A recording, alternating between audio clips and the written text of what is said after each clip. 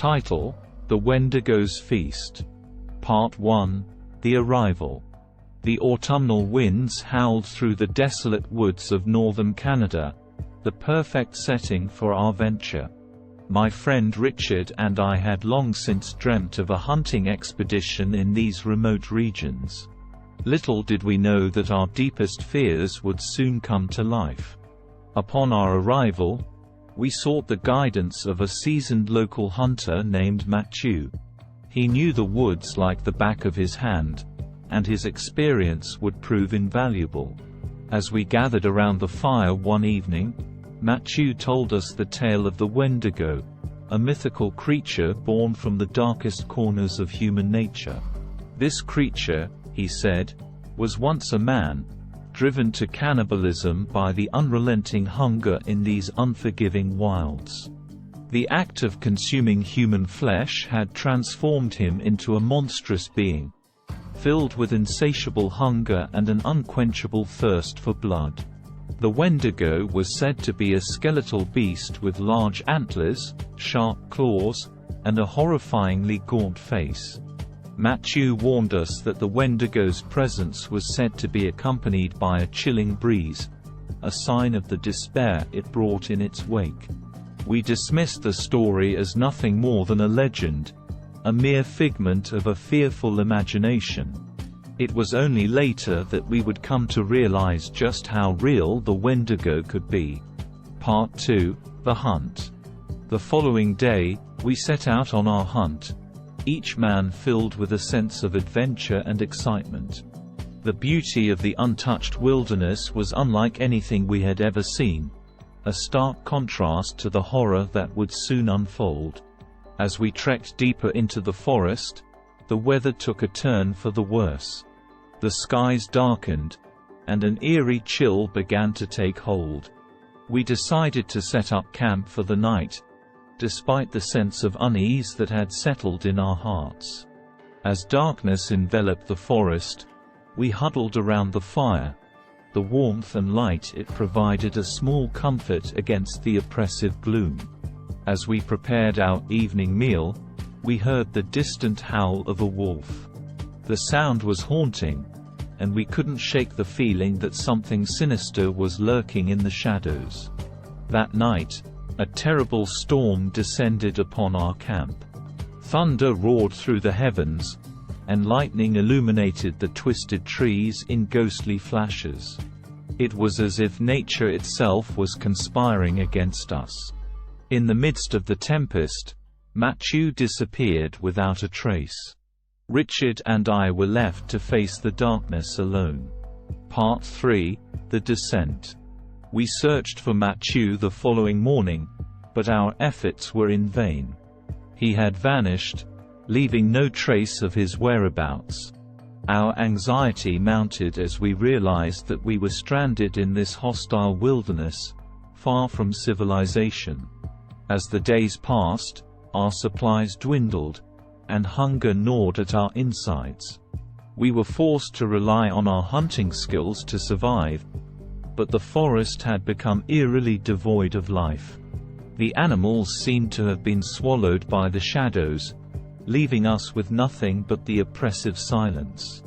The chill that Matthew had spoken of grew more potent with each passing day, and we began to hear strange whispers on the wind.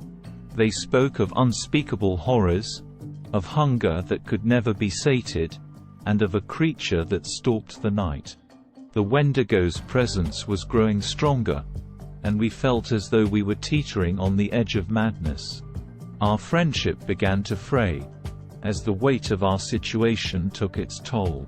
Richard became increasingly paranoid, convinced that the Wendigo was lurking just beyond our sight, watching us with malevolence in its hollow eyes.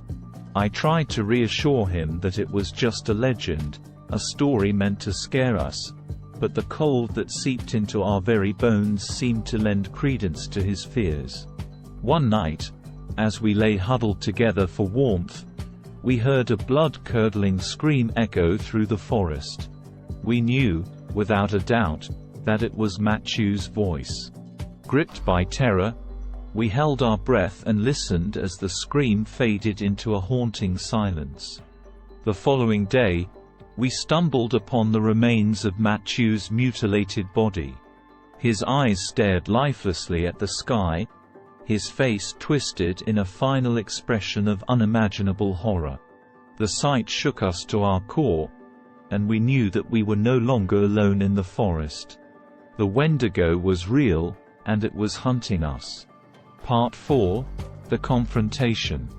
Our days were filled with dread, as we struggled to maintain our sanity in the face of such overwhelming terror. We knew that we had to find a way out of the forest, or we would surely meet the same grisly fate as Matthew. Driven by desperation, we managed to capture a small game, barely enough to keep us alive. But as we prepared to eat our meager meal, we couldn't help but recall the legend of the Wendigo. The act of consuming flesh had transformed the man into a monster. Were we not on the same path, driven to the brink of savagery by our own hunger? Richard's paranoia reached a fever pitch, and he became convinced that I was the Wendigo in disguise, seeking to lure him to his death. In a moment of madness, he attacked me with his hunting knife, his eyes filled with terror and rage. I fought back, driven by the instinct to survive. Our struggle was fierce and brutal, and in the end, I managed to wrest the knife from Richard's grasp. As he lay dying at my feet, the bitter cold grew more intense, and the whispers on the wind grew louder.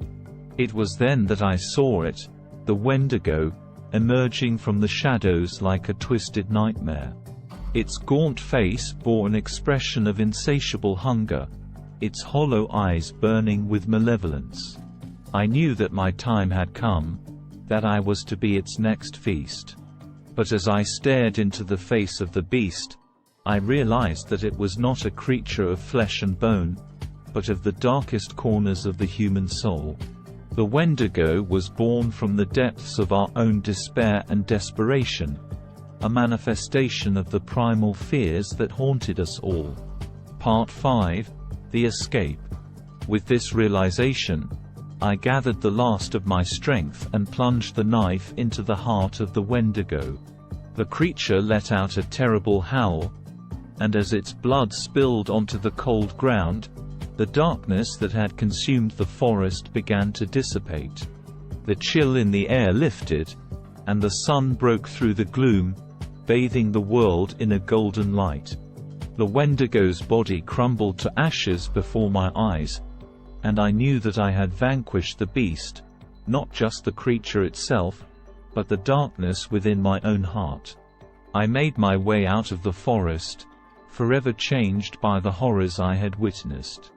The experience had taught me that the greatest monsters are not those that lurk in the shadows, but the ones that reside within ourselves.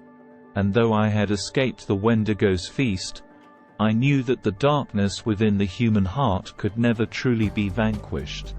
It would always be there, lurking in the shadows, waiting for its chance to rise once more.